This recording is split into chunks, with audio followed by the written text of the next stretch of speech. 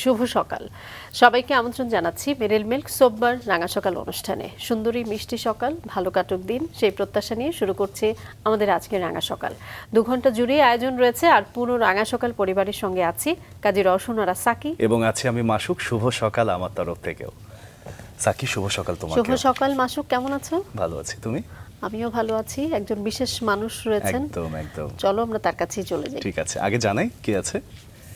প্রিয় দর্শক, আমাদের আজকে রাঙা সকালের অতিথি আলোকচিত্রী ইমরুল কায়েস। চলুন তাকে স্বাগত জানাই। শুভ সকাল। শুভ সকাল। কেমন আছেন? আলহামদুলিল্লাহ, বেশ ভালো আছি, সুস্থ আছি। খুব ভালো লাগছে আপনাকে আজকে আমাদের আয়োজনে পেয়ে, এবং আপনার থেকে আসলে অনেক কিছু জানবো আজকে। একদম শৈশব থেকে আমরা শুরু করি। আপনার জন্ম, বেড়ে ওঠা ভীষণ দারুণ একটা শহরে। জি। একটু শুনি কেমন ছিল। আচ্ছা, আমার জন্ম রাজশাহী শহরে 1998-এর 11ই অক্টোবর। তো পদ্মার পাড়েই একদম তালাইমারি শহীদ মিনার বলে একটা জায়গা আছে, আচ্ছা। ওইখানেই। তো আমার বাসার ছাদে উঠলে পদ্মা নদী দেখা যাইতো আর কি। আর খেলাধুলা বা হচ্ছে হাঁটা শেখা এগুলো নদীর পাড়েই আর কি। আচ্ছা, তখন তো টিবাদ ছিল না। টিবাদ ছিল কিন্তু এতটা জনপ্রিয় ছিল না। এটা আচ্ছা, আচ্ছা। ইট পেড়ে তৈরি করা ছিল, কংক্রিট ঢালাইগুলো তখনো হয় নাই। আচ্ছা। টিবাদ ছিল, আর হচ্ছে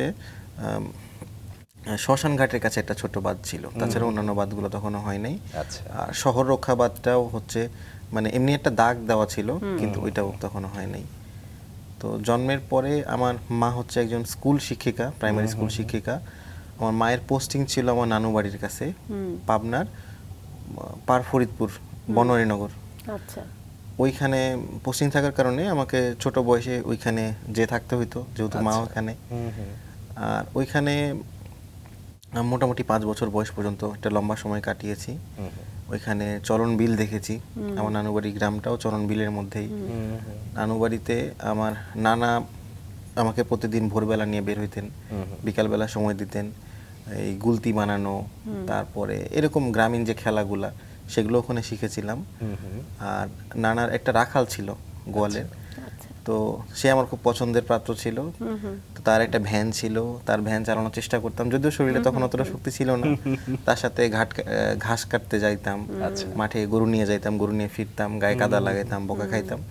এইভাবে কেটেছে। মানে পুরোপুরি প্রকৃতির সঙ্গে মানে অঙ্গাঙ্গি ভাবে যে জড়ানোর বিষয়টা, সেটা আপনার মধ্যে ছিল।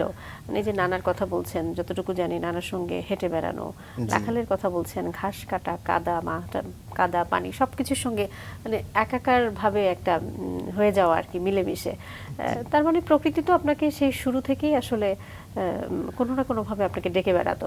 মানে আমি এই জন্যই কথাটি বলছি যে এই যে এত এত পাখির ছবি তোলা, এত এত বিরল প্রজাতির প্রাণীর ছবি তোলা, এটা আসলে প্রকৃতির প্রতি ভীষণ রকম প্রেম না থাকলে এটা সম্ভব না, এবং সেটা অবশ্যই হতে হবে সেই শৈশব থেকেই।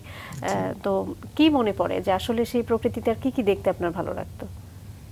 ওই সময় আমার একটা অভিজ্ঞতা খুবই মনে পড়ে, যে একদিন শীতের সময় ভোরবেলা ফজরের নামাজ পড়ে নানার সাথে হাঁটতে বের হয়েছি, কেবল আলো ফুটছে।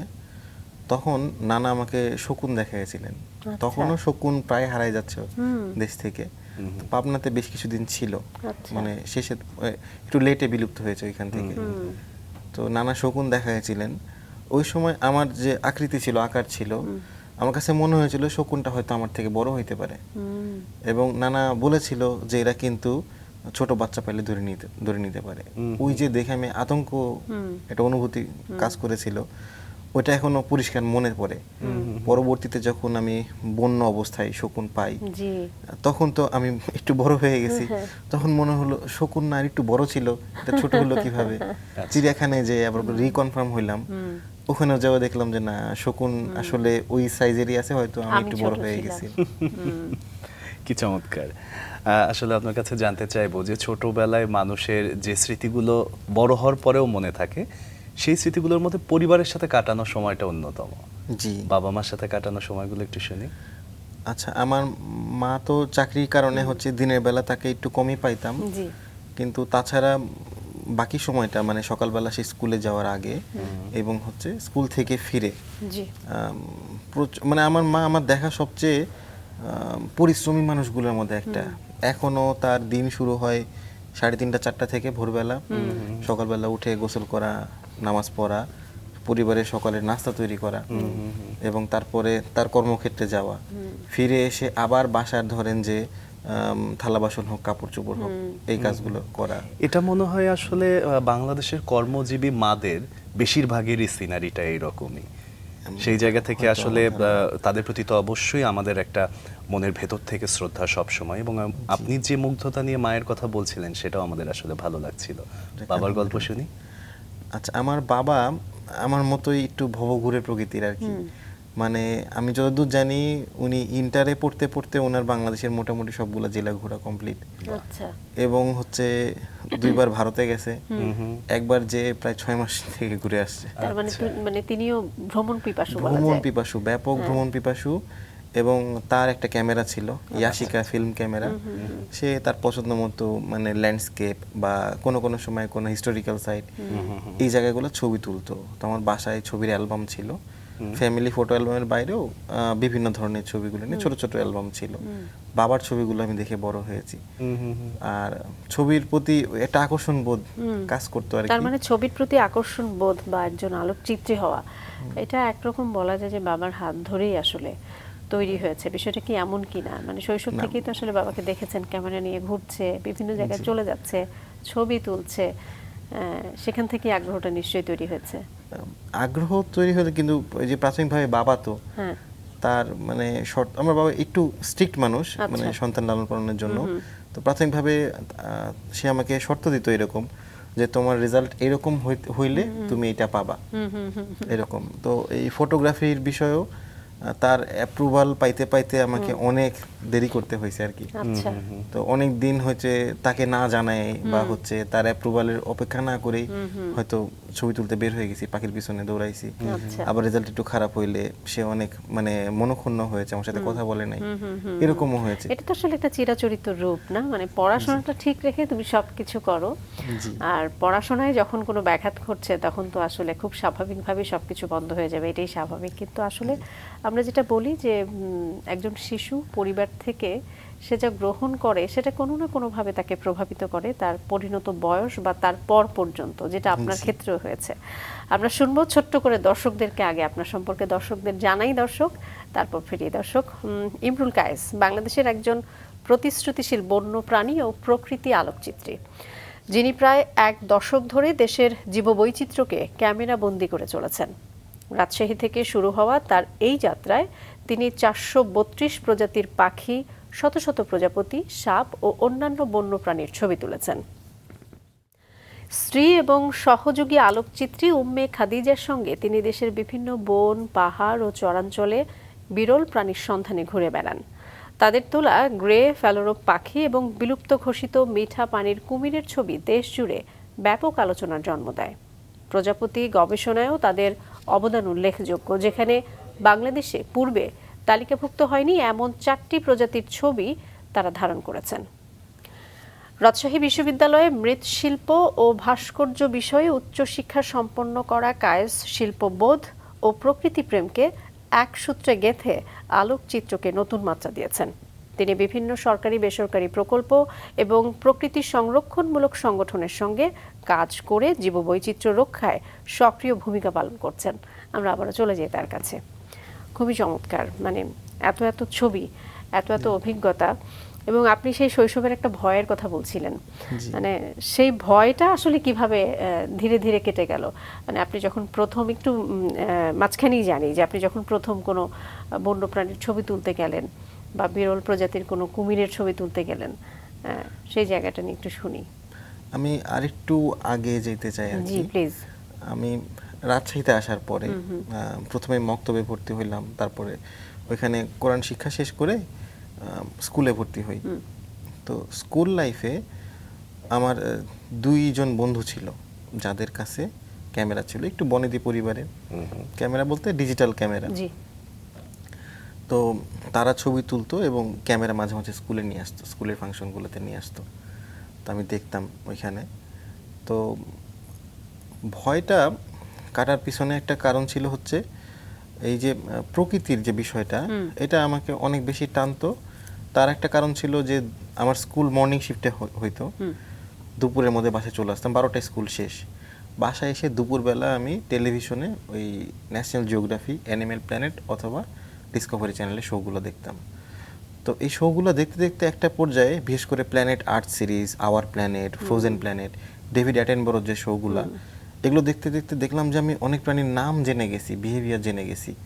মানে একটা প্রাণীর শরীরে একটা অংশ দেখাচ্ছে, যেমন ধরেন যে ঘড়িয়াল এবং কুমির, তো একটা কুমিরের হয়তো লেজের অংশ দেখা যাচ্ছে, আমি হয়তো বলে দিতে পারছি যে এটা নাইল ক্রোকোডাইল হবে, এটা ঘড়িয়াল না। আচ্ছা, এরকম একটা মানে চলে আসে, মানে একটা জিনিস বারবার দেখলে যেরকম অভ্যাসে পরিণত হয়ে যায়। তো ওইখান থেকে আমার মানে চিন্তা হতো যে শুধু তো বিদেশের প্রাণীগুলোই দেখতেছি, আমার দেশের প্রাণীগুলো কেন দেখায় না? আচ্ছা, শুধু আফ্রিকার প্রাণীগুলো দেখায়, শুধু আমাজনের প্রাণী দেখায়, শুধু আমেরিকার প্রেরি অঞ্চল দেখায়, আর সাইবেরিয়ার কিছু প্রাণী দেখায়। তো বাকি তো আরো অনেক দেশ আছে, ওই প্রাণীগুলা কোথায় দেখাবে, এগুলো কবে কি বাসায় দেখাবে? প্রশ্ন করতেন কখনো?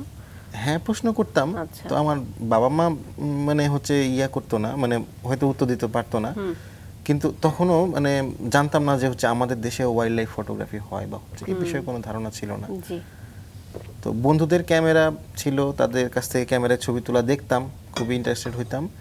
তো ক্লাস 6-এ এসে আমার একজন খালা থাকে দেশের বাইরে, উনি বললো যে কায়েস, তুমি তো ভালো ছেলে, ভালো রেজাল্ট করো, তোমাকে একটা গিফট দিতে চাই। তো ঠিক আছে, কি গিফট নিবা? আমি তখন বলে ফেলি যে আমার যদি একটা ক্যামেরা থাকতো আমি অনেক ভালো লাগতো, আমি ছবি তুলতে পারতাম। উনি একটা ডিজিটাল ক্যামেরা নিয়ে এসে দিয়েছিলেন আমাকে। বাহ। বাহ। তো ওইখান থেকে ক্যামেরায় ছবি তোলার একটা হাতে খড়ি হলো। আস্তে আস্তে ওই বন্ধুদের কাছে আবার ফেরত গেলাম।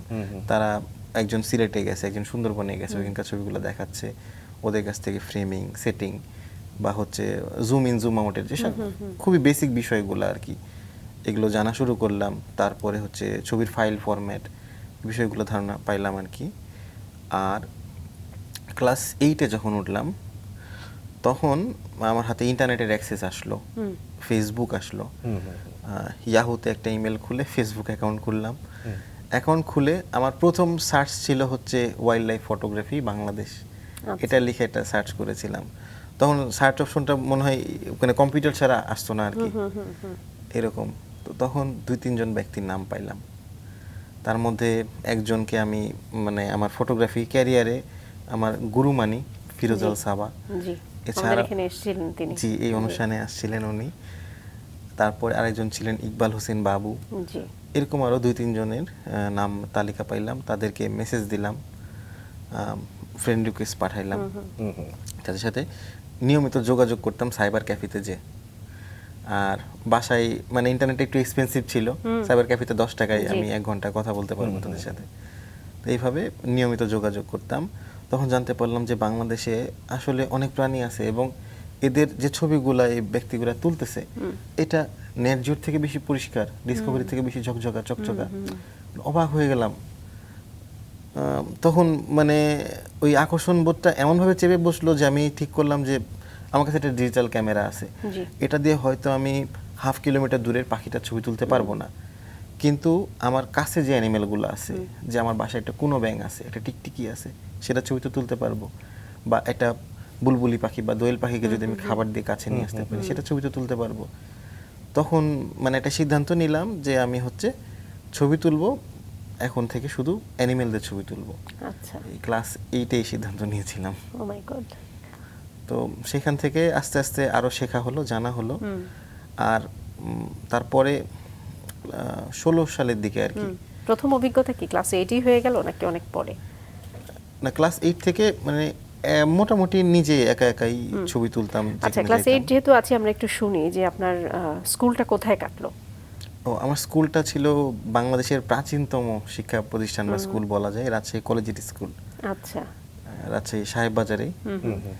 আর তারপরে কলেজে গেছিলাম হচ্ছে তার অপোজিটেই সিটি কলেজে, আর তারপরে রাজশাহী বিশ্ববিদ্যালয়, মানে ওই শহরটার ভিতরেই আচ্ছা, শিক্ষা রাজশাহীর জীবনটা। ভেতরে স্কুল, কলেজ এবং ইউনিভার্সিটি। তার মানে ক্লাস 8 থেকে মোটামুটি আপনি ফটোগ্রাফি নিয়ে একটা ধারণা নিলেন, এবং যেটি বললেন যে ক্লাস 6-এ মনে হয়, যদি ভুল না করি, আপনার হ্যাঁ, ক্লাস খালা 6-এ আপনাকে প্রথম ক্যামেরা ধরি ক্যামেরা আর কি আপনার হাতে আসলো। তখন তো কি মোটামুটি ডিসাইডেড ছিলেন যে আমি আসলে ফিউচারে ফটোগ্রাফি আমার নেশা, পেশা সবকিছুতেই পরিণত হবে? এই সিদ্ধান্তটা না আমি এখনো পুরোপুরি নিতে পারি নাই, মানে আচ্ছা। কনফিডেন্ট হয়ে উঠতে পারি নাই। কারণ হচ্ছে ফটোগ্রাফি এজ এ শখ ভালো, খুবই ভালো, মানুষকে অনেকভাবে হেল্প করে, হুম। কিন্তু একটা মানে উপার্জনের মাধ্যম হিসাবে যখন আমি এটাকে দেখব, জি। তখন আসলে ফটোগ্রাফিটা হয়ে যায় একটু কমার্শিয়াল। আমাকে সেই ছবিগুলো তুলতে হবে যেটা আসলে আমি তুলতে চাচ্ছি না। তো ওই সময়টা না ওই ফটোগ্রাফির প্রতি ভালোবাসাটা কমে যাবে তখন। আমার ইচ্ছা হচ্ছে আমি ফরেস্টে যাব, একটা অ্যানিমেলকে চেস করব, তার ছবি তুলবো, কিন্তু সেটা না করে হয়তো আমাকে কোনো ক্লায়েন্টের চাহিদা অনুযায়ী ছবি তুলতে হচ্ছে। তো ওইটা আসলে পেশা হইতে পারে, কিন্তু ওইটা আবার তখন শখের জায়গায় থাকে না। ওই ফটোগ্রাফিটা মানে এই জায়গায় স্প্লিট হয়ে যাচ্ছে। আচ্ছা, আপনি যেমনটা বলছিলেন যে আপনি ওয়াইল্ড ফটোগ্রাফি দেখে আপনার বেশি ঝোঁক তৈরি হলো, কিন্তু আপনি যে সময়ের কথা বলছেন ওই সময় ছবি তোলাটাই মানুষ একটু অন্যভাবে দেখতো, যে পড়াশোনা বাদ দিয়ে ছবি তুলছে। জি। তার উপরে আপনি মানুষ বাদ দিয়ে আপনি ওয়াইল্ড অ্যানিমেলের ছবি তুলছেন। এই বিষয়টাকে আশেপাশের মানুষ বা বাবা মা কিভাবে দেখছিলেন শুরুর দিকে? বাবা মা প্রথমে জানতো না যে আমি আসলে পাখি বা প্রজাপতির ছবি তুলতেছি। সে মনে করতো, মানে তারা মনে করতো যে হচ্ছে মাঝে মাঝে ক্যামেরা নিয়ে বের হয়, যেটা ভালো লাগে তুলে। তারা একটু পরে জানতে পেরেছে, মানে হচ্ছে আমি 9-10-এ ওঠার পরে তারা জানতে পারে যে হচ্ছে আমি পাখির ছবি তুলছি এবং অনেকগুলা পাখির ছবি তুলে ফেলেছি। আচ্ছা। তো মা সাধারণত বেশ সাপোর্টিভ আমার বিষয়ে। আর বাবা চিন্তা ছিল যে ছেলে তো এইদিকে অনেক সময় দিচ্ছে, তাহলে ওর পড়াশোনার কি হবে। আর আমার একজন শিক্ষক ছিল, শিক্ষক আমাকে জানতো যে আমার কাছে ক্যামেরা থাকে, তো উনি আমাকে বিভিন্ন সময় বিভিন্ন কাজে ডেকে পাঠাইতো যে এখানে ছবি তুলতে হবে, একটু থাকো। আমি স্যারকে বলতাম যে স্যার, আমি তো পশু পাখির ছবি তুলি স্যার, আমি মানুষের ছবি তুলতে চাই না, মানুষের ছবি তুলে আমাকে পরে হিসাব দিতে হবে, পরকালে হিসাব দিতে হবে, এভাবে বলতাম। তো স্যার প্রথমে মনক্ষুণ্ণ হয়েছে, মানে খুবই। তারপরে আরো 2-1 স্যারকে দিয়ে বলে পাঠিয়েছে যে কায়েসকে ডাক দেন তো, ওর ছবি তুলে দিতে, ছবি তুলে দেয় কিনা। আমি স্যারদেরকে ওইভাবে বুঝাই বলার চেষ্টা করেছি। কোন সময়ের কথা? স্কুল লাইফে। স্কুল লাইফে। আপনার ক ভাই বোন ছিলেন স্যার? জি, ক ভাই বোন ছিলেন? আমার ভাই বোন নাই, ও, আমি আপনি একাই? একাই। আচ্ছা, তাহলে তো এটা আপনার জন্য আরো অনেক বড় চ্যালেঞ্জ যে আপনি ফটোগ্রাফিতে পেশা নেশা হিসেবে নেবেন কিনা, এটা পরিবার সাপোর্ট করবে কিনা। আমরা যতদূর জেনেছি যে আপনি স্কুল এবং কলেজে সায়েন্স ব্যাকগ্রাউন্ডে ছিলেন, কিন্তু আপনার গ্রাজুয়েশনে এসে আপনি ফাইন আর্টসের একটা বিষয়ে ভর্তি হলেন, যেটা হচ্ছে মৃৎশিল্প এবং যেটা মৃৎশিল্প এবং ভাস্কর্য। সায়েন্স ব্যাকগ্রাউন্ড হওয়ার ফলে যেটা হয়, পরিবার থেকে একটা এক্সপেকটেশন তৈরি হয়ে যায়, বড় এক্সপেকটেশন। সেই এক্সপেকটেশনটাকে আসলে আপনি আপনার ভালো লাগার দিকে কিভাবে মোড় ঘুরিয়ে দিলেন? আগে বলেছিলাম যে পড়াশোনার ব্যাপারে আমার বাবা একটু স্ট্রিক্ট। তো আমার বাবা আমাকে একটা শর্ত, আমি অনেক কাজ করতে চাইতাম, তো বাবা বলতো যে আগে পড়াশোনা। আমি হয়তো জানি যে অমুক ফরেস্টে গেলে আমি অনেক অ্যানিমেল দেখা পাবো, রেয়ার অ্যানিমেল দেখতে পাবো, কিন্তু বাবা বলতো আগে পড়াশোনা শেষ করো, তারপরে যাইবা। তো এইভাবে করতে করতে কলেজ লাইফ শেষ হয়ে গেল, আমি কোথাও যাওয়া হইলো না, কোনো ফরেস্ট দেখা হলো না, পাহাড় দেখা হইলো না। তো আলটিমেটলি বাবার সাথে একটা ফর্মাল চুক্তিতে আসলাম, কন্ট্রাক্টে এরকম যে আমার বাবার কথা হচ্ছে, তোমাকে আমি প্রাইভেট বা ন্যাশনালে পড়াবো না, যদি পড়াশোনা করতে হয় তুমি মানে পাবলিক ইউনিভার্সিটিতে চান্স পেয়ে দেখাও। আমি বললাম ঠিক আছে, চ্যালেঞ্জ অ্যাকসেপ্টেড। তো চান্স পাইলাম, জাবিতে পরীক্ষা দিলাম, চান্স পাইলাম, জগন্নাথে পাইলাম, রাবিতে পাইলাম। তো রাবিতে আইআরএ এবং চারুকলায় হয়েছিল। তো চারুকলার মৃৎশিল্প, বিশেষ করে মাটির কাজ, পালদের কাজের প্রতি একটা মানে ভালো লাগা কাজ করতো। তার কারণ হচ্ছে আমার যে নানি বাড়ির যে জায়গায়, নদীর এক পাশে আমাদের গ্রাম, নদীর অপর পাশে হচ্ছে পালপাড়া। তো আমি একটা বড় সময় ওখানে কাটাইছি। তারপরে হচ্ছে ছোটবেলায় ওই যে পুকুরের ধার থেকে নরম কাদাটা তুলে নিয়ে এসে আমরা বিভিন্ন রকম জিনিসপত্র বানাইতাম, যে হচ্ছে একটা পাতিল হইতে পারে, মানে হাত দিয়ে টিপে টিপে আর কি, ছোটবেলায় যেটা হইতে হয় পারে, ঘোড়া হইতে পারে। অনেকের জীবনে এই অভিজ্ঞতাটা থাকে। জি। তো মাটির কাজের প্রতি, বিশেষ করে পালদের কাজের প্রতি একটা আকর্ষণ বোধ ছিল। আর রাবিতে যখন পরীক্ষা দেই, আমি চারুকলায় তার আগে অনেকবার গেছি, পাখির ছবি তোলার জন্য হলেও গেছি। আমার পরিচিত 2-3 জন চারুকলায় পড়েছেন, তাদের সাথে কথা বলেছি। তো তাদের কাছ থেকে যেটা জানতে পেরেছি যে রাজশাহী বিশ্ববিদ্যালয়ে যে মৃৎশিল্প আছে, এটা এখানে পড়াশোনা বেশ ভালো আর কি, এখানে কাজের মানও ভালো। তো ওইখানে চিন্তা করছিলাম যে যদি চারুকলায় মৃৎশিল্পতে পড়তে পারি, আমার মানে ভালো লাগবে আর কি। আর আইইআর তখন নতুন একটা সাবজেক্ট, এটার বিষয়ে খুব বেশি আমার জানাও ছিল না। তো আর রাজশাহীতে যেহেতু পড়ার সুযোগ আছে, রাজশাহী বিশ্ববিদ্যালয়ে, আমি কেন জাহাঙ্গীরনগরে যাব, আমি কেন জগন্নাথে যাব। ঢাবিতে হয় নাই, এটা স্বীকার করতে কোনো বাবা মাকে ম্যানেজ করলেন কিভাবে? তখন ম্যানেজটা এটাই বলে যে, আমি তো বলেছিলাম যে হচ্ছে আমার রাজশাহী বিশ্ববিদ্যালয়ে চান্স পেয়েছি, আমি এখানে পড়বো, তোমাদের কাছেই তো থাকতেছি, আমি তো দূরে কোথাও যাচ্ছি না। খুব সুন্দর একটা ব্ল্যাকমেইল। ব্ল্যাকমেইল বলবো না, এখন তারা একটা স্যাক্রিফাইস করতেছে হয়তো, তো বিনিময়ে আমাকে তো কিছু স্যাক্রিফাইস করতে হবে। নিশ্চয়ই নিশ্চয়ই। এটা মানে স্যাক্রিফাইস বলবো না, কম্প্রোমাইজের বিষয় আর কি। তো ওইখান থেকে আমি চারুকলায় ভর্তি হই এবং আলটিমেটলি তারাও আর আপত্তি জানায় না। আচ্ছা। আর আমিও সুযোগ পাই যে হচ্ছে বিশ্ববিদ্যালয়ে আসার পরে আসলে ইন্টারের তুলনায় পড়াশোনার চাপটা একটু কমে আসে, জি। তখন আমি রাজশাহীর বাইরে বিভিন্ন ফরেস্টে যাওয়ার সুযোগ পাই আর কি আসলে। আচ্ছা। তো এটা আমার জন্য একটা বড় প্লাস পয়েন্ট ছিল। আমি যদি ট্রেডিশনাল কোনো সাবজেক্টে পড়তাম বা সায়েন্স ব্যাকগ্রাউন্ডে কোনো সাবজেক্টে পড়তাম, এটা সম্ভব আমি ছিল বের না। হতে পারতাম না। আচ্ছা, ওটাই কি প্রথম অভিজ্ঞতা ছিল যেখানে ফরেস্টে যাওয়া? হ্যাঁ, ফরেস্টে যাওয়া বিশ্ববিদ্যালয়ে অ্যাডমিশনের পরে আর কি আমার প্রথম। আচ্ছা। 2018 সালের ফেব্রুয়ারি, আমার ফার্স্ট ইয়ার তখন শেষের দিকে। ওই সময় হবিগঞ্জ জেলার চুনারুঘাট উপজেলায় সাতছড়ি রিজার্ভ ফরেস্ট, একটা ফরেস্ট আছে, বাংলাদেশের ওয়াইল্ড লাইফ ফটোগ্রাফারদের কাছে খুবই জনপ্রিয়। আচ্ছা। মানে এখন অস্বাভাবিক রকম জনপ্রিয়। ওই সময় অনেক কম মানুষ যাইতো, 18 সালের কথা বলতেছি। তো আমার স্বপ্ন ছিল যে একদিন ওইখানে যাব। তার কারণ হচ্ছে এটা হয়তো এশিয়ার বা পৃথিবীর একমাত্র ফরেস্ট হইতে পারে যেখানে একটা প্রাচীন মান্দার গাছ আছে।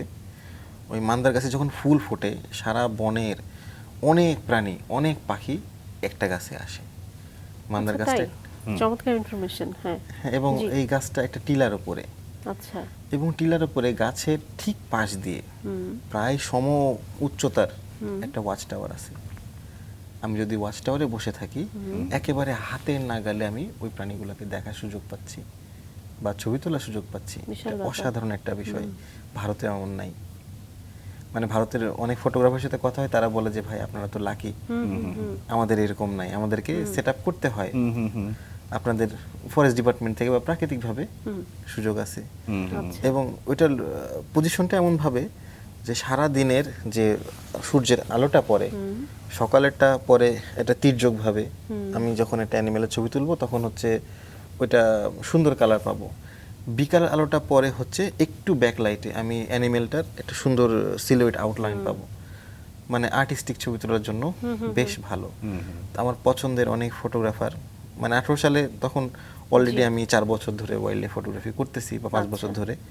তো অনেক ফটোগ্রাফার পরিচিত হয়ে গেছে, তারা ওইখানে গেছে, ছবি তুলেছে। এখন এই সাতছড়ি ফরেস্টে আমি যাব। আচ্ছা।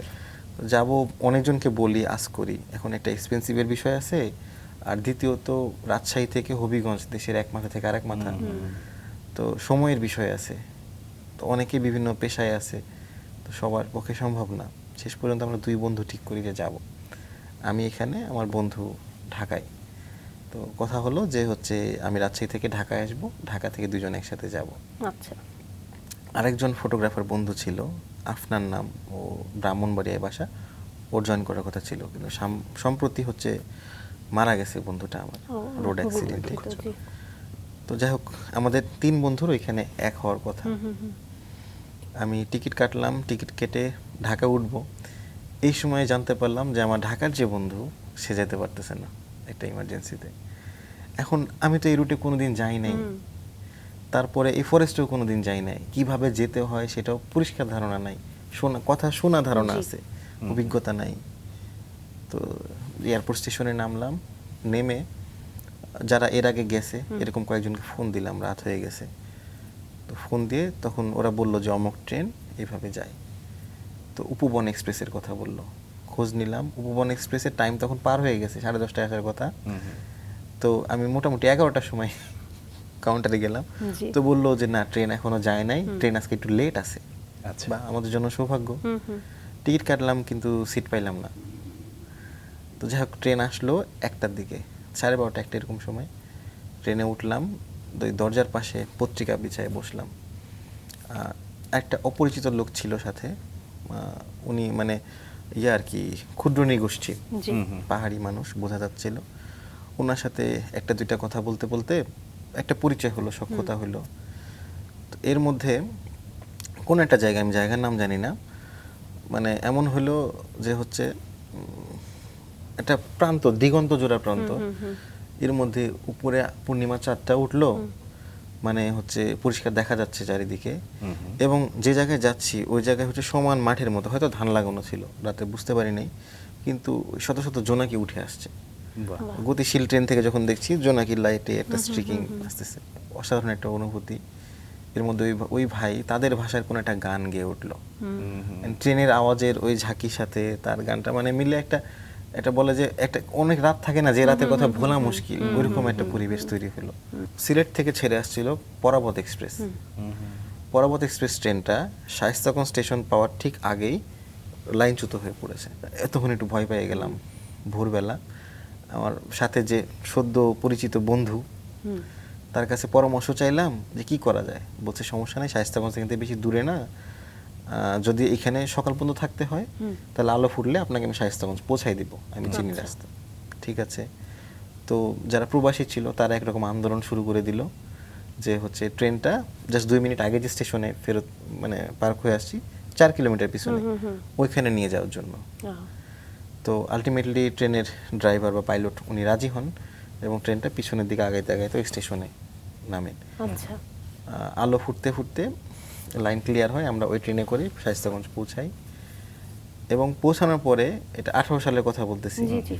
ওই সময় বাংলাদেশের সব থেকে বেশি ডাকাতি হইতো চুনারুঘাটে। মানে প্রত্যেক দিন একাধিক ডাকাতি হতো, সিএনজি ডাকাতি হতো বেশিরভাগই। তো ভোরবেলা ফরেস্টে পৌঁছাতে না পারলে অর্ধেকের বেশি পশু পাখির সাইটিং মিস হবে। আচ্ছা। কারণ হচ্ছে নিশাচর প্রাণীগুলো হয়তো সকালে আলো ফোটার পরে 1 ঘন্টা অ্যাক্টিভ থাকতে পারে, তারপরে লুকিয়ে যাবে। পাখিরা সকালবেলা উঠে ডাকাডাকি করে, ওদেরকে খুঁজে পাইতে সহজ হয়। বা হচ্ছে রোদ পোহায়, ওপেন জায়গায় থাকে, তারপরে তারা আবার ব্যস্ত হয়ে যাবে, লুকিয়ে যাবে। আমাকে চিন্তা ছিল যে ভোরের সময়টা যদি ফরেস্টে কাটাতে পারি, কিন্তু কোনো সিএনজি এলাকায় রাজি করাইতে পারলাম না, প্রচুর ডাকাতির সম্ভাবনা, তারা রোদ না উঠলে ওই রুটে যাবে না শায়েস্তাগঞ্জ থেকে চুনারুঘাট দিয়ে সাতছড়ি পর্যন্ত। তো একটু দেরি করেই পৌঁছালাম। পৌঁছানোর পরে আমি জানতাম না যে ওখানে নেটওয়ার্ক নেই। ফোনে নেটওয়ার্ক তো নাই, কারোর সাথে যোগাযোগ করতে পারতেছি না, মানে ব্রাহ্মণবাড়িয়া থেকে আমার যে বন্ধু আসার কথা ছিল তার সাথে যোগাযোগ করতে পারতেছি না। আবার এই ফরেস্টে কোনোদিন আমি আসি নাই, এটা হারিয়ে যাওয়ার ভয় আছে। আমি গেটের আশপাশ দিয়ে ঘোরাঘুরি করতেছি, সারাদিন এইভাবে কাটাইছি। তখন তো কেবল অনার্স ফার্স্ট ইয়ার। হ্যাঁ, ফার্স্ট ইয়ার শেষের দিকে আর কি। আচ্ছা। সারাদিন ফরেস্টের টিকিট কাউন্টারের আশেপাশে ঘোরাঘুরি করতেছি। কয়েকটা পাখি দেখছি, টুরিস্ট 2-1 জন আসে ওইখানে। তারপরে বিকাল যখন হয়ে আসলো তখন আমার বন্ধুকে তখনও দেখা পাই নাই। এখন ভয় তো বাড়তে থাকলো। হ্যাঁ, বিকাল হলে আবার রুটে আবার ডাকাতি শুরু হয়ে যাবে, আমি আবার সিএনজি পাবো না, রাতের বেলা কোথায় থাকবো এই জঙ্গলে, একটা মানুষ পরিচিত নাই এখানে। তো বিকালবেলা 4:30-5টার দিকে আবার সিএনজি নিলাম, শায়েস্তাগঞ্জে আসলাম, ওইখানে হোটেলে থাকলাম। হোটেলে ফিরে বন্ধুকে ফোন দিয়ে জানতে পারলাম যে হচ্ছে সেও একটা ইমার্জেন্সির মধ্যে পড়ে গেছে, তার পরের দিন সকাল 10টার দিকে পৌঁছাবে। তাকে ওইভাবে ইনস্ট্রাকশন দিলাম যে আমি টিকিট কাউন্টারের আশেপাশেই থাকবো, সে যেন ফরেস্ট সরাসরি ওইখানে আসে। আচ্ছা। পরের দিনগুলোই স্বাভাবিকভাবেই কাটছে, অনেক পশু পাখি দেখছি। মান্দার গাছের কাছে গেলেন কখন? সেকেন্ড ডেতে বন্ধু আসলো তখন। আচ্ছা, মান্দার গাছ নিয়ে বিশেষ করে মান্দার ফুল নিয়ে কিন্তু একটা কথা আছে যে মান্দার ফুল যখন ফোটে তখন আশেপাশে নাকি প্রচুর সাপের আগমন ঘটে, এটা কি সঠিক? আমি তো সাপ নিয়ে অনেক কাজ করেছি, কিন্তু মান্দার গাছে বা মান্দার গাছের গোড়ায় কখনো সাপ পাই নাই। উপরে পেয়েছেন? উপরেও সাপ দেখি নাই, আর সাপ থাকলেও টিকবে না, কারণ হচ্ছে অনেক প্রাণী আসে এখানে, বিশেষ করে ধনেশ জাতীয় পাখি আসে, তাদের কাছে একটা সাপ দেখলে ও আগে ওটাকে খাবার হিসেবে দেখবে, খেয়ে ফেলবে। আপনি নিশ্চয়ই ছবি তুলেছেন সেই মান্দার গাছে সেই বিভিন্ন প্রজাতির যে প্রাণী আসে। আমাদের পরের অংশে আমরা অবশ্যই আপনার ছবিগুলো দেখাবো। একটু জানতে চাই যে এখানকার কোনো ছবি কি আপনি আমাদেরকে দিয়েছেন, মানে যেটা আমরা দর্শকদেরকে দেখাবো সেখানে পাবো, এরকম কোনো ছবি আছে কিনা? মান্দার গাছের ছবি মনে হয় আমি ইচ্ছা করে একটু অ্যাভয়েড করেছি, কারণ এই ছবিগুলো অনেক মানুষ দেখেছে অলরেডি, মানে আমি ছাড়া অন্তত আরো। আপনার অভিজ্ঞতা কেমন ছিল যদি জানি, প্রথম অভিজ্ঞতা? এটা আমার কবর পর্যন্ত আমার সাথে যাবে আর কি, মানে এরকম একটা অভিজ্ঞতা। মানে যদি 10টা পাখি দেখি তার ভিতরে 8টা বা 9টাই আমার কাছে নতুন, এর আগে কোনোদিন দেখি নাই, আচ্ছা। তার ডাক শুনি নাই, আচ্ছা। মানে তার ইউনিক যে বিহেভিয়ার গুলা, অনেক পাখির মানে একটা বিশেষ বৈশিষ্ট্যের কারণে তার নামকরণটা করা হয়। তো এরকম পাখিগুলা ওইখানে একে একে দেখা শুরু করেছিলাম, এবং ওই ট্রিপে আমি 5 দিন ছিলাম টোটাল। আচ্ছা। 5 দিনে আমার প্রায় 40টার মতো পাখি আমার তালিকায় যোগ হয়েছিল। বাহ। তখন অলরেডি আমি 170 প্লাস প্রজাতির পাখি দেখে ফেলেছি, এবং ওই 5 দিনে আমি 170 থেকে ডাইরেক্ট 210 কাউন্টে পৌঁছাই। কি হতো আসলে বিষয়টা? প্রথমে আপনি যখন গেলেন, আপনার 5 দিনের একটা ট্রিপ, আপনি বলছিলেন যে নতুন নতুন পাখি আপনার ঝুলিতে যুক্ত হচ্ছে। জি। আপনি শুরুতেই তো নিশ্চয়ই অনেক অভিজ্ঞতা নিয়ে যাননি। আপনি শুরুতেই যে 4টা পাখি বা 10টা পাখি আপনি দেখলেন, জি। আপনি কিভাবে পরে এসে ফাইন্ড আউট করলেন যে এগুলো কোন পাখি ছিল, কোন পাখির ডাক আমি শুনলাম, কাদেরকে আমি দেখলাম? ও, এটার জন্য তো ওই যে পড়াশোনার কোনো বিকল্প নাই। যে আমি যখন থেকে ওয়াইল্ড লাইফ ফটোগ্রাফি শুরু করেছি স্কুল লাইফ থেকে, জি। তখন থেকে আমি বই খুঁজতাম আসলে, পশু পাখির বিষয়ে বই, বিশেষ করে এশিয়ান বা ভারতীয় বা বাংলাদেশি পশু পাখির বই। তো অনেক বই সম্পর্কে তখন জানতাম না আসলে, আচ্ছা। পরে আস্তে আস্তে জানতে পেরেছি। যেরকম হচ্ছে IUCN এর রেড লিস্ট, যেটা জি। 15 সালে প্রকাশিত হয়, ওইটা আমি হাতে পাইতে পাইতে 2016-17 সাল। তারপরে হচ্ছে বাংলাদেশের পাখির ফিল্ড গাইড, জি। আমার পরিচিত শ্রদ্ধেয় রাজশাহীর বড় ভাই তারেক অনু এবং ইনামুল হক স্যারের লেখা, ওই বইটাও 17 বা 18 সালের দিকে মনে হয় প্রকাশিত হয়। তো এই বইগুলো একটু লেটে হাতে আসলেও শুরুর দিকে বিদেশি বইয়ের উপর বেশি নির্ভর করতে হতো। আর ওই যে বললাম যে পরিচিত ওয়াইল্ড লাইফ ফটোগ্রাফার ছিল, একটা কমিউনিটি ছিল, বার্ড ক্লাব ছিল, রাজশাহীতেও একটা বার্ড ক্লাব ছিল, সেখানে সদস্য ছিলাম, বাংলাদেশ বার্ড ক্লাব ছিল। তো ওইখানে আমি না হয় সাতছড়িতে প্রথমবার মতো গেছি, জি। আমার আগে তো অনেক ওয়াইল্ড লাইফ ফটোগ্রাফার গেছে, তারা ওই পাখিগুলো দেখেছে, ছবি তুলেছে, আইডেন্টিফাই করেছে, জি। ওই পোস্টগুলো এখানে আছে, আমার আচ্ছা। কাছে স্ক্রিনশট আছে। সেগুলো আপনাকে সহযোগিতা করেছে। আমরা একটু উম্মে খাদিজাকে নিয়ে আসতে চাই, যিনি আপনার স্ত্রী। জি। তার সঙ্গে কখন পরিচয় হলো, এবং এই যে প্রকৃতির যে অনুসন্ধানটা, মানে তাকে আসলে কিভাবে আপনি সহযাত্রী হিসেবে পেলেন? আচ্ছা, উম্মে খাদিজার সাথে পরিচয় হচ্ছে আমার স্কুল লাইফের এক বান্ধবীর মাধ্যমে। আচ্ছা। মানে রাজশাহীতে কয়েকটা সরকারি স্কুল আছে যারা হচ্ছে রেজাল্টের দিক থেকে একে অপরের রাইভাল আর কি, সবসময় এটা রাইভালিটি চলে। তো আমাদের কলেজিয়েট স্কুল যেটা, এটা বেশিরভাগ সময় শহরের ভিতরে সবচেয়ে ভালো রেজাল্ট করে।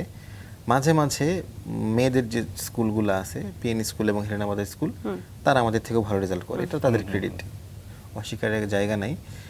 তো এরকম হেলেনাবাদের স্কুলে আমার এক বান্ধবী ছিল, নাম ছিল মিম। আমরা যখন কলেজে উঠলাম, সবাই সরকারি কলেজে চান্স পেয়েছি, ভালো স্টুডেন্ট ছিলাম। কলেজে ওঠার পরে ও চান্স পাইলো মহিলা কলেজে। তো মানে মাঝে মাঝে বলতো যে, বন্ধু তোমরা তো পদ্মার পাড়ে বিভিন্ন জায়গায় যাও, পশু পাখি দেখো, বা ইউনিক ইউনিক জায়গায় যাও, তোমাদের ছবি দেখি, তো আমাদেরকেও নিয়ে যাবা মাঝে মাঝে। ইন্টার ফার্স্ট ইয়ার, তখন ফার্স্ট ইয়ারে আসলে মনে হয় যে পড়াশোনার কোনো চাপ নাই, কিন্তু আসলে তখন সবচেয়ে কম সময় অনেক বেশি চাপ, সেখানেই পরিচয় হলো। তিনিও কি আপনার মতো প্রকৃতি প্রেমী ছিলেন সেই শৈশব থেকে? বিষয়টা কি এমন, মানে তিনি আপনার সহযোগী কিভাবে হলেন এই প্রকৃতির অনুসন্ধানের এই যাত্রায়? 2014 সালের দিকে আমি কলেজে কেবল উঠেছি, আমরা বললাম যে আমার কয়েকটা বন্ধু ছিল যাদের ক্যামেরা ছিল আর কি। তো আমরা পদ্মার পাড়ে বিভিন্ন জায়গায় পাখি দেখতে বের হইতাম, পাখিদের ছবি তুলতে বের হইতাম।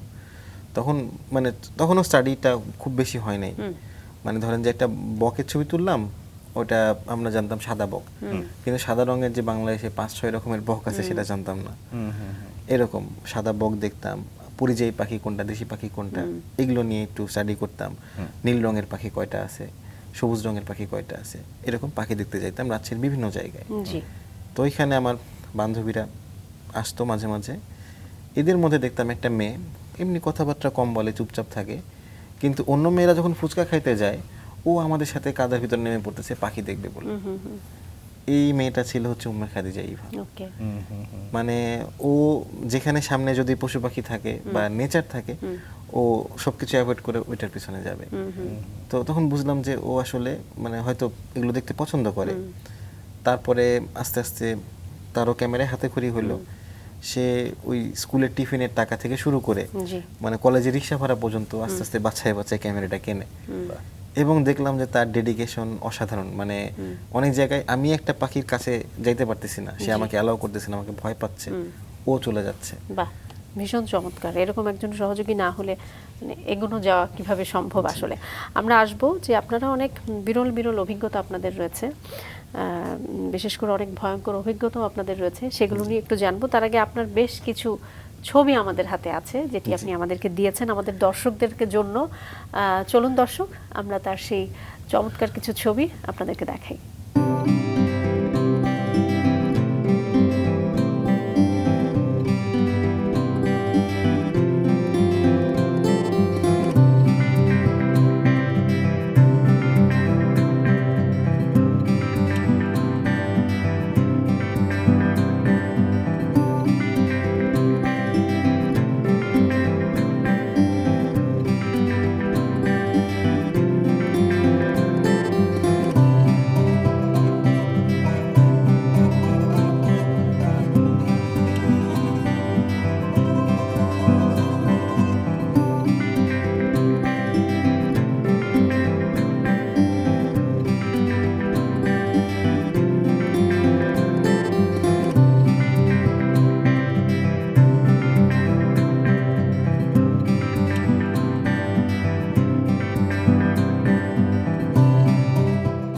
দর্শক দেখে নিলাম ইমরুল কায়েসের বিভিন্ন ধরনের আলোকচিত্র। তার মধ্যে ছিল ঘোড়ার গাড়ি, প্রকৃতি, পাখি, নানা ধরনের প্রাণী, ওয়াইল্ড লাইফ, সব কিছুই।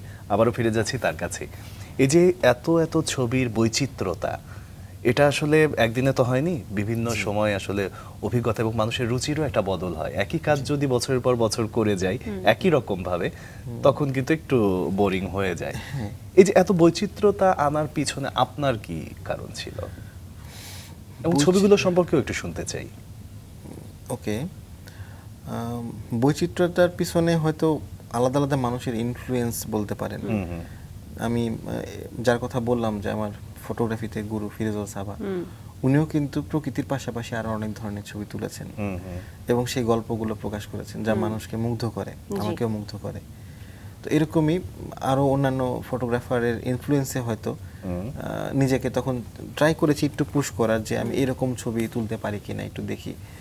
আর ওয়াইল্ড লাইফ ফটোগ্রাফির সাথে আসলে যে স্পোর্টস ফটোগ্রাফি আছে এটার অনেক মিল আছে। কারণ ওয়াইল্ড লাইফ ফটোগ্রাফিতেও আপনাকে অ্যান্টিসিপেট করতে হবে সামনে কি হইতে পারে, ওটার ফ্রেমিং চিন্তা করতে হবে, যেটা এখনো ঘটে নাই, এবং সেটার জন্য পর্যাপ্ত স্পিড থাকতে হবে আপনার ক্যামেরায়, মানে শাটার স্পিড, যাতে মোমেন্টটা ফ্রিজ করতে পারেন। স্পোর্টসের বিষয়টা এরকম, একটা খেলোয়াড় কখন গোলটা দিবে বা একটা বাস্কেটবলে কখন ডাঙ্ক করবে, আনপ্রেডিক্টেবল আর কি। জি, যেমনটা আমরাও দেখলাম না, যে একটা ঘোড়দৌড়ের একটা ছবি, ঘোড়দৌড়ের ছবি রয়েছে। জি, এবং দুইজনই কিন্তু ফিমেল ওইখানে। তো ফিমেল এরা বেশ মানে পরিচিত আর কি, অনেক ফিচার হয়েছে এদেরকে নিয়ে। বিশেষ করে সামনে যে মেয়েটা আছে তাসমিনা, সে তার স্বপ্ন হচ্ছে বাংলাদেশের জন্য আন্তর্জাতিক খ্যাতি নিয়ে আসা ঘোড়দৌড় থেকে। একদমই তাই, এবং তিনি আমাদের রাঙা সকালে অতিথি হয়ে এসেছিলেন। জি, এবং পেছনে যে মেয়েটা আছে সে তাসমিনারই অনুজ বলা যায় বা হচ্ছে তার শিষ্য বলা যায়, সেও তার আপুর মতো ঘোড়সাওয়ারি হতে চায়। তো তাদেরকে এক ফ্রেমে বন্দি করতে পারাটা আমার কাছে সৌভাগ্যের বিষয় মনে হয়। নিশ্চয়ই নিশ্চয়ই, এবং বিভিন্ন প্রজাতির পাখিও রয়েছে। আপনার ঝুলিতেও রয়েছে প্রায় 432 প্রজাতির পাখি। এর মধ্যে একটা পাখি নিয়ে কথা না বললেই নয়, সেটি হচ্ছে বিরল গ্রে ফ্যালারো। আপনি মনে হয় ভালো বলতে পারবেন। আমি যদিও আজকে প্রথম শুনেছি এই পাখির নামটি। এটা একটি বিরল অভিজ্ঞতা আপনার জন্য নিশ্চয়ই। এই অভিজ্ঞতা নিয়ে যদি একটু জানতে চাই। এটার কি বাংলা নাম আছে? আচ্ছা, বাংলা নামটা আসলে সবসময় দেওয়ার সুযোগ হয় না। তার কারণ হচ্ছে মানে বাংলা নাম, আমি একটা বাংলা নাম যদি সাজেস্ট করি অন্যজন সেটা নাও মানতে পারে, বা বাংলা একাডেমি নাও মানতে পারে, বা বাংলা একাডেমি একটা নাম সাজেস্ট করলো সেটা হয়তো একজন কবি নাও মানতে পারে। মানে বাংলা পশু পাখির বাংলা নাম নিয়ে এখনো দুঃখজনকভাবে আমাদের দেশে কোনো স্ট্যান্ডার্ড কার্যক্রম হয় নাই, বিশেষ করে যে প্রাণীগুলো দুর্লভ সেই প্রাণীগুলোর জন্য। কমন প্রাণীগুলোর জন্য প্রচলিত বাংলা নাম আছে। আর গ্রে ফ্যালারোপ নিয়ে বলতে গেলে এই পাখিটা একেবারে উত্তর মেরুর কাছাকাছি থাকে। তো এটা আমাদের এইদিকে আসার কথা ছিল না, বা আসার কথা না। এরা মাইগ্রেট করবে পুরা আফ্রিকান কন্টিনেন্ট ঘুরে, হয়তো অস্ট্রেলিয়ার দিকে বা হচ্ছে দক্ষিণ চীনের দিকে, আমাদের এদিকে আসার কথা না। তবে কালে ভদ্রে মানে যুগে একবার বা দুইবার এরকম ভারতীয় উপমহাদেশে মাঝে মাঝে দেখা যায়। মানে 4 বছর 5 বছর 10 বছর পর পর মাঝে ওরা কি মাঝে কোনো দেখা যায়। পাখির ঝাঁকের সঙ্গে চলে আসে, বিষয়টা কি হ্যাঁ, এমন হ্যাঁ, কিনা? হ্যাঁ। আচ্ছা, মানে সাইবেরিয়া থেকে ট্রান্স সাইবেরিয়ান যে ফ্লাইওয়ে বলি আমরা, ওইখান থেকে তো বিভিন্ন রকম পাখি মিক্সড ভাবে আসে, মানে এক জায়গায় সব একই পাখি থাকবে না। আচ্ছা, এবং এরা ফ্লাই করে রাতের বেলা অনেক উঁচু অ্যালটিটিউড দিয়ে, যাতে শিকারী পাখিদের আক্রমণ না হয়। আর ঝড়ের মধ্যে পড়লে অনেক সময় তারা ল্যান্ড করতে বাধ্য হয়। বুদ্ধিমান পাখিদের মধ্যে একটি, তার মানে গ্রে ফ্যালারক। জি, আপনি এছাড়াও 4টি প্রজাতির প্রজাপতি রয়েছে মনে হয়, যেটি পূর্বে বাংলাদেশে তালিকাভুক্ত হয়নি, সেটি নিয়ে একটু জানতে চাই ছোট করে। আচ্ছা, প্রজাপতি নিয়ে আসলে এর আগে ছবি তুলেছি, কিন্তু প্রপার স্টাডি যাকে বলে, যে বাংলাদেশে কত প্রজাতি আছে, দেখতে কেমন, এশিয়াতে কয় প্রজাতি আছে, কোনটা বাংলাদেশে নাই, এই স্টাডিগুলো আমরা করা শুরু করি হচ্ছে কোভিডের মধ্যে 2020 সালে। তখন একটা ছুটিও পাই, আমার বিশ্ববিদ্যালয়ে যেহেতু প্র্যাকটিক্যাল সাবজেক্ট, কোনো অনলাইনে ক্লাস নেওয়ার সুযোগ নাই, 1.5 বছর প্লাস একটা লম্বা গ্যাপ পাই। ওই সময় আমি, আমার ওয়াইফ, আরও কয়েকজন মিলে প্রজাপতি নিয়ে একরকম রীতিমতো গবেষণা শুরু করি। প্রত্যেক দিন 3-4 ঘন্টা করে বিভিন্ন বই পড়তেছি প্রজাপতির। আচ্ছা, তো তখন আমরা একটা লিস্ট করি যে এই প্রজাপতিগুলা বাংলাদেশে পাওয়ার সম্ভাবনা আছে, মানে বাংলাদেশের বর্ডারের খুব কাছাকাছি হয়তো কোথাও পাওয়া যাচ্ছে, বা বাংলাদেশের কোনো একটা অঞ্চলের সাথে মিলে যায় এমন একই ধরনের হ্যাবিটেটে পাওয়া যাচ্ছে। তো এইগুলো বাংলাদেশে পাওয়া যেতে পারে, এগুলো দেখতে কেমন, এগুলো নিয়ে পড়াশোনা শুরু করি। তখন আমরা এই একে একে প্রজাপতিগুলো পাওয়া শুরু করি। তার মধ্যে রাজশাহীতে একটা পেয়েছিলাম, ব্রাইট বাবল ব্লু, ওইটা বাংলাদেশের মানে প্রথম রেকর্ড হয়। তারপরে মাধবকুণ্ড যে ঝর্ণা আছে, জনপ্রিয় টুরিস্ট স্পট, ওটার উপরে যে বনটা আছে, ওটা কিন্তু অসাধারণ একটা বন। এখন ওই বনে, ওইখানে অনেক মানুষ গেছে, কিন্তু ওই বনে প্রজাপতি খুঁজতে খুব কম মানুষ গেছে। আমরা যখন গেলাম তখন 7 দিনের জন্য সময় নিয়ে গেছিলাম, কারণ একটা বনকে বুঝতে হলে আসলে সময় দরকার। 1-2 দিনে বনের সবকিছু, বন আপনাকে সবকিছু দেখাবে না আর কি, বনের অনেক কিছু লুকানো থাকে। তো এটা আমাদের সফলতা ছিল যে 2টা প্রজাপতি আমরা ওইখান থেকে পাই। আবার আরেকটা বন ছিল খুবই নেগলেক্টেড ফটোগ্রাফারদের কাছে, কারণ ভালো ছবি হয় না, সেটা হচ্ছে আদমপুর ফরেস্ট। মানে একটু অন্ধকার, খুবই স্যাঁতসেঁতে টাইপের ফরেস্ট। এটা হচ্ছে মৌলভীবাজারে। আচ্ছা, তো এই ফরেস্টটায় মানে পানি বেশি, জোঁক বেশি, আলো কম, তো ভালো ছবি হতো না। কিন্তু ফরেস্টটা প্রাইমোরিয়াল ফরেস্ট, মানে প্রাকৃতিক বন, মানে মিলিয়ন মিলিয়ন বছর আগে ওই জায়গাটা বনই ছিল। তো অনেক প্রাণী আছে যেটা ওইখানে লুকায় আছে, হয়তো যুগ যুগ ধরে লুকায় আছে, মানুষ জানতে পারতেছে না। কারণ আমরা জানতে পারলাম যে ওইখানে ভাল্লুকও আছে। অদ্ভুত, মানে চিন্তা করা মুশকিল, খুবই ভয়ঙ্কর জায়গা। জি, এক অর্থে মানে এই যে ভাল্লুকের কথা বলছেন এবং কয়েকশো বছর আগের পুরনো, তার মানে সেখানে অনেক কিছুই থাকতে পারে, অনেক কিছুই থাকতে পারে, ভয়ঙ্কর প্রাণীও থাকতে পারে, যেটা মানুষের জন্য ভয়ঙ্কর, প্রকৃতির জন্য নয়। সেখানে যাওয়াও আপনি সাহস করলেন? ওইখানে শুধু যাওয়া না, মানে আমাদের টার্গেট, হ্যাঁ আমার স্ত্রী ছিল। আচ্ছা আচ্ছা, আমরা টার্গেট করলাম যে ওই বনটা আমরা এমন ভাবে যাব যেন বনের রাস্তাগুলো মুখস্থ হয়ে যায় আমাদের। আচ্ছা, তো লম্বা লম্বা সময় নিয়ে যাইতাম, 5 দিন 7 দিন 10 দিন করে, বছরে 4-5 যাওয়া শুরু করলাম। এবং একটু জানতে চাইবো যে বনে যখন সব টাকা চলে যাইতো এখানে। হ্যাঁ হ্যাঁ, বনে যখন আপনারা যেতেন, আপনি বলছিলেন যে মুখস্থ যেন হয়ে যায়, মুখস্থ হওয়া তো আসলে কোনোভাবে সম্ভব না, কোনো কি চিহ্ন রেখে যেতেন?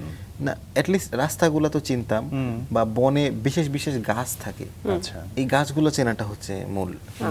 যেমন হচ্ছে হয়তো একটা গাছ দেখলাম, একটা গর্জন গাছ দেখলাম অনেক উঁচা, ওই গাছটা আমরা সবাই জানলাম যে বনের হয়তো সবচেয়ে উঁচা গর্জন গাছ এটা হবে। এখন পরবর্তীতে আমরা যখন যাব, যদি একজনকে বলি ওই গর্জন গাছটার কাছে যে আমরা একটু সময় দিব বা ওই জায়গাটা এক্সপ্লোর করব, তার কিন্তু চিন্তা অসুবিধা হবে না। একদম। বা হচ্ছে ওই আদমপুর ফরেস্টে আমরা আরেকটা প্রজাপতি পাই, ওয়েভি ম্যাপলেট। আচ্ছা, ওটা আমরা যখন খুঁজে পাই তখন আমরা আসলে ভাবছিলাম এটা কমন ম্যাপলেট, মানে ম্যাপলেট পৃথিবীতে আছে 3 রকম, তার ভিতরে একটা বাংলাদেশে পাওয়া যায়, কমন ম্যাপলেট আমরা জানি। তো আমরা কমন ম্যাপলেট জেনে তুলেছিলাম প্রথমে, তারপরের দিন আমরা মানে ছবি নিয়ে আমাদের ক্যাম্পে এসে যখন আমরা বই দেখলাম, তখন দেখলাম যে না, এটা তো বাংলাদেশে নাই, এটা ওয়েভি ম্যাপলেট। পরের দিন আমরা একজন আলোকচিত্রী না, কি অনুভূতি হয় আসলে যখন নতুন কোনো কিছু আবিষ্কার করতে পারেন যেটা পূর্বে বাংলাদেশে কেউ করেনি? আমার ক্ষেত্রে মনে হয় যে আমি আমার দেশের, আমার প্রকৃতির প্রতি ঋণের কিছুটা অংশ হয়তো একটু পরিশোধের সুযোগ পাইলাম আর কি। চমৎকার। মানে এই দেশ, এই মাটি, প্রকৃতি আমাকে বাঁচিয়ে রেখেছে, প্রতিনিয়ত অক্সিজেন দিচ্ছে, আমার নিরাপত্তা দিচ্ছে, আমার রিজিক দিচ্ছে আল্লাহ। এই দেশ থেকেই তো আমাকে সবকিছু করে দিচ্ছে, এত সুন্দর সুন্দর মানুষের সাথে পরিচয়ের সুযোগ দিয়েছে। তো আমি যদি আমার দেশের জন্য একটা প্রাণী হোক খুঁজে বের করি, বা সেটা নিয়ে যদি আমার দেশের মানুষের মধ্যে একটা সচেতনতা তৈরি হয়, এবং ওই সচেতনতা থেকে যদি একজন শিকারীও শিকার ছেড়ে বা বন্যপ্রাণী শিকার ছেড়ে সঠিক পথে ফিরে আসে, কেউ ভালোবাসা তৈরি হয় মানুষের মধ্যে পশু পাখি নিয়ে, ওই জায়গায় আমার মনে হয় যে ওই আমার যে ঋণটা আছে আমার দেশের প্রতি, ওইখানে মনে হয় একটু কাজ করার সুযোগ পাই। এবং এই কাজটি আপনি খুব সৎভাবে করছেন। এবার আপনাকে আমরা বন জঙ্গল থেকে ফিরিয়ে নিয়ে যাই একটু মিঠা পানিতে। অতি সম্প্রতি একটি ঘটনা বেশ আলোচিত, সেটি হচ্ছে পদ্মার চরের মিঠা পানির কুমির। জি, একটু ঘটনাটা শুনি, কিভাবে আবিষ্কার করলেন? এখানে আসলে কৃতিত্ব আমার বা আমার স্ত্রীর শুধু একার না, এখানে অনেকগুলো ঘটনা এবং অনেকগুলো মানুষ অবদান রাখছেন আর কি। যেমন হচ্ছে আমাদের পদ্মা চরের একটা অংশ যাতে বন্যপ্রাণীদের জন্য অভয়ারণ্য করা যায়, এই উদ্দেশ্যে আমরা গত 6-7 বছর ধরে চেষ্টা করতেছি। বন বিভাগের সাথে নিবিড়ভাবে আমরা কাজ করতেছি। এই যে পরিবেশ উপদেষ্টা আসছিলেন সৈয়দা রেজওয়ানা, উনিও আসছিলেন রাজশাহীতে, ভিজিট করে গেছেন, এবং উনি এগ্রি করছেন যে হচ্ছে পদ্মার চরে যেহেতু এত রিচ, এত পাখি আছে, এত রকম মাছ আছে, ডলফিন আছে, তারপরে কচ্ছপ আছে, ঘড়িয়াল আছে, এই জায়গার একটা অংশ যদি আমরা অবহেলন করি প্রাণীগুলো হয়তো রক্ষা পাবে।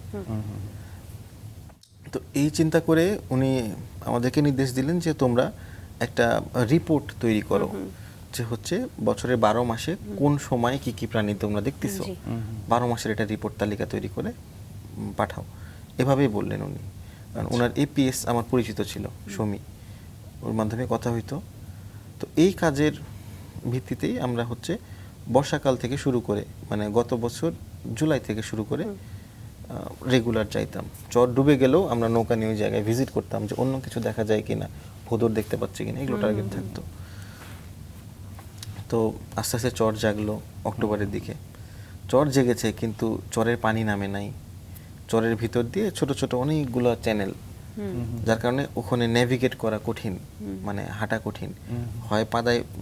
কাদার মধ্যে গেড়ে যেতে হচ্ছে, চোরা কাদা আছে, চোরা বালিও আছে, অথবা একটা চ্যানেল হয়তো 4 কিলো 5 কিলোমিটার লম্বা, পুরো রাস্তা ঘুরে যাইতে হবে, এরকম একটা অবস্থা। কিন্তু ওই সময়ই কিছু প্রাণী দেখা যায় যেগুলো অন্য সময় দেখা যায় না। আর্লি মাইগ্রেন্ট যাদেরকে বলি, যে প্রাণীগুলা বাংলাদেশের উপর দিয়ে মাইগ্রেশন করে যাবে, যে পাখিগুলা কিন্তু ওইখানে রেস্ট করে, আচ্ছা, কয়েকদিন রেস্ট করে আবার চলে যাবে, এরকম পাখিদের খুঁজতে আমরা বের হলাম যে এই সময় এদেরকে পাওয়া যাবে। তারপরে একটা খুবই সুন্দর পাখি আছে, নাম হচ্ছে আলতামুনিয়া। ওই পাখিটার ভালো ছবি তোলা হয় নাই, তো যদি ওইটার ভালো ছবি তোলা যায় ওই সময় দেখা যায় আর কি। এই টার্গেটে আমি আমার স্ত্রী উম্মে খাদিজা আমরা বের হচ্ছিলাম, যে হয়তো একটা রিপোর্টের জন্য ডেটাও সংগ্রহ করা হলো, ছবিও তোলা হলো। তো এরকম 2-3 দিন গেছি। একদিন চিন্তা করছি সকাল থেকে সন্ধ্যা পর্যন্ত থাকবো, দেখি আমাদের চোখের সামনে কি কি প্রাণী যায়। আচ্ছা, এটাই শুধু দেখবো, মানে 2-1টা জায়গায় ঘুরে ঘুরে বেড়াবো, ওইটুকের মধ্যে সারা দিনে কি কি দেখবো এটা তালিকাভুক্ত করবো। তো ওই দিন আবার খুব গরম পড়েছে, নিচে ভেজা কাদা, উপরে সূর্যের তাপ, মানে খুব বাজে একটা অবস্থা, পিপাসা, ক্লান্ত হয়ে গেছি। তো চরের মধ্যে যে মাঝিদের যে ঘাট আছে, ওইখানে একটা ছোট্ট দোকান আছে, ওইখানে বসেছি। ওই সময় রাজশাহীর wild life inspector Jahangir Kabir, ওনাকে ভাইয়া বলে সম্বোধন করি, উনি ফোন দিলেন যে কায়েস, রাজশাহীর পদ্মার চরে এক মানে রাখাল, একজন রাখাল গরু চড়াইতে যে একটা কুমির দেখছে, এটা ভেরিফাই করব কিভাবে। তো আমি তখন বললাম যে ভাইয়া আমি তো এখন চরেই আছি, তো চরের কোন জায়গাটায় যদি আমাকে বলেন আমি তাহলে যে ভেরিফাই করতে পারবো। কারণ হচ্ছে রাখাল কুমির না দেখে অন্য কিছু দেখতে পারে, অনেক সময় দূর থেকে বোঝা যায় না, কিন্তু একটা মানে পচা কাঠও যদি ভেসে যায় দূর থেকে কুমিরের মাথা মনে হতে পারে, বিশেষ করে রোদের এগেনস্টে যদি দেখা হয়। তো এটা ভেরিফাই করার জন্য মানে কুমির দেখেছে বা চেনে, বা কুমিরের পায়ের ছাপ চলাচলে মাটিতে যে চিহ্ন রেখে যায়, চিহ্নগুলো চেনে এমন কাউকে যাইতে হবে। আমি বললাম যে ভাই আমি যেতে পারবো, আপনি আমাকে লোকেশনটা একটু ক্লিয়ার করেন। চরের মধ্যে লোকেশন আর একটা বড় সমস্যা, কারণ ওই চরটা 16 কিলোমিটার লম্বা আর 6 কিলোমিটার চওড়া। তো উনি ওই রাখালের ফোন নাম্বার পাঠাইলেন, ওনার সাথে যোগাযোগ করে আমরা কাদার ভিতরে প্রায় 5টা ক্যানেল পাড়ি দিলাম। 6 নাম্বার ক্যানেলটা পাড়ি দিতে পারি না, কারণ ওখানে আমাদের মানে ডুবে যাবো আর কি, থাও নাই, তো অনেক গভীর। ওইটা বাইপাস করে যাইতে আমাদের আরো 2 ঘন্টা সময় লাগলো, মানে ক্যানেলের যে জায়গায় গভীরতা কম ওরকম জায়গা দিয়ে পার হইতে। এরকম একটা অবস্থায় আমরা একটা জায়গায় পৌঁছাইলাম, নাম হচ্ছে 60 বিঘা। ওই জায়গাকে ওই চরের মানুষ ওই নামে চেনে। একটা ঘর আছে, আর যে বড় ক্যানেলটা পার হইতে পারি না ওই ক্যানেলটা আছে। তো ওইখানে যে রাখালের সাথে দেখা পাইলাম, যে বলল যে এই জায়গায় দেখছি সে কুমির। আমরা যে ক্যানেলটা পার হয়ে আসলাম, লাস্ট ক্যানেল। তো ঠিক আছে, তাহলে খুঁজি, আশেপাশে চিহ্ন খুঁজি। খুঁজতে খুঁজতে খুঁজতে বিকাল হয়ে আসে। সারাদিনে কিছু খাই নাই আমরা, নাস্তাও করি নাই। তো একেবারে ক্লান্ত হয়ে গেছি, মানে শরীরের এনার্জিগুলা শেষ হয়ে গেছে। আর তারপরে চোরা কাদার সাথে যুদ্ধ করে করে আসতে হয়েছে। তারপরে গরম রোদ, মানে খুব বাজে রকম একটা অবস্থা। তখন আমার স্ত্রীকে বললাম যে আমরা তো ক্যানেল, এই যে 2 কিলোমিটার ক্যানেল যাওয়া আসা করতেছি, কোনো পাড়েও দেখতেছি না, এবং পাড়ে আবার ঘাস বন আছে, কাশ বন আছে। আচ্ছা, তো কুমির যদি ওর ভিতরে লুকায় থাকে, আমি কিন্তু পাড় থেকে দেখতে পাবো না। মানে পানিতে থাকলে হয়তো দেখা সম্ভব, কিন্তু কাশবনের ভিতরে থাকলে পাড় থেকে দেখা যাবে না। আচ্ছা। এবং কাশবনগুলো 2 ধারেই। ওকে বললাম যে আমরা একটু জিরাই নেই, আর যদি কাশবনে থাকে তাহলে তো দেখতে পাবো না, আমি ড্রোন আছে আমার কাছে, ড্রোনটা তুলি। তো ড্রোন তুলে দেখতেছি কাশবন কাশবন কাশবন, না পাইলাম না।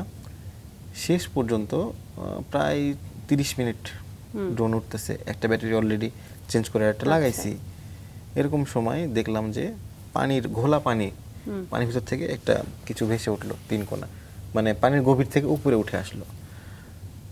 একটু নিচে নামাতেই বুঝে গেলাম এটা আসলে কুমির। তখন ওকে মানে একটু চিল্লায় উঠেছি আর কি, এক্সাইটেড যে পাগলি কুমির। ও মানে তখন এক্সাইটেড হয়ে গেছে। তোকে বললাম যে হচ্ছে আপনি ক্যামেরার দায়িত্ব নেন আর আমি ড্রোনের দায়িত্ব নিচ্ছি। এখন ড্রোনটা তখন আমাদের থেকে প্রায় 800 মিটার 700 মিটার এরকম দূরে ছিল। এখন ড্রোন যদি আমি ফেরত নিয়ে আসি আমার কাছে, তাহলে পরবর্তীতে আবার যে ওটাকে খুঁজে নাও পাইতে পারি। তো ওকে বললাম যে মেথডটা এরকম হবে, ড্রোনের আওয়াজটা যেদিক থেকে আসতেছে আপনি ওটা ফলো করে আগান, আমিও ড্রোনের দিকে রিমোট নিয়ে আস্তে আস্তে আগাই। ড্রোনটাকে স্টিল রেখে এখন আমরা আগাচ্ছি, মানে ওইটা আমাদের জিপিএস পয়েন্ট হিসেবে কাজ করতেছে। আপনি ক্যামেরায় ছবি তুলবেন, আমি ড্রোন থেকে নজর রাখবো সে ভাসতেছে না ডুবতেছে, কোথাও যাচ্ছে কিনা। এইভাবে শেষ পর্যন্ত পৌঁছালাম। পৌঁছায় দেখলাম যে খুব বেশি মুভমেন্ট করে নাই তখন ওই সময়। কত বড় ছিল কুমিরটা? কুমিরটা আমার ধারণা 13-14 ফুট। 13, অনেক বড়। মানে প্রথমেই ধারণা করেছিলাম 10 ফুট প্লাস হবে, তখনও লেজের ডগা পর্যন্ত পাইনি। এবং বেশ একটা আলোচনা তৈরি করেছিল সেই মিঠা পানির পুকুরে কুমিরের সন্ধান। আমাদের অনেক ভালো লাগলো আজকে আপনার সঙ্গে গল্প করে। একটা বিষয় না বললেই নয়, আপনি যখন বলছিলেন, আমি যখন নেশা পেশার একটা প্রশ্ন আপনাকে করছিলাম, নেশাটা ঠিক আছে, পেশা হিসেবে নিতে গেলে নেশাটা আসলে নষ্ট হয়ে যায়, কারণ তখন ক্লায়েন্ট বেস কাজ করতে হয়। শিল্পের চর্চাগুলো আসলে এমনই হওয়া উচিত, যখন সেটা নেশা নিয়ে করব তখন নিজের মতো করে প্রকৃতির সঙ্গে একাকার হয়ে কাজগুলো যেন হয়, সেই প্রত্যাশাই থাকলো। অনেক ধন্যবাদ, আপনি আজকে আমাদেরকে সময় দিয়েছেন। ধন্যবাদ। আসসালাম।